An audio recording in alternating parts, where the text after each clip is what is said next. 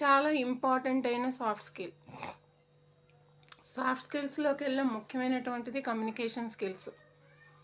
Communication skills అంటే అది return ఉండొచ్చు, స్పోకెన్ ఉండొచ్చు.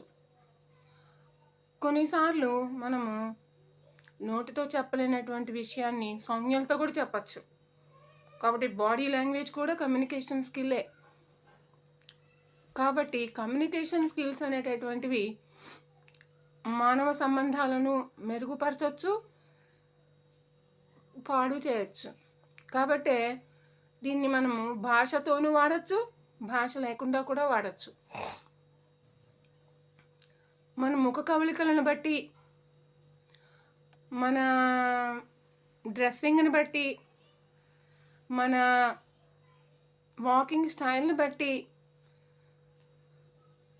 మనం ఎదుటి వాళ్ళని ఎలా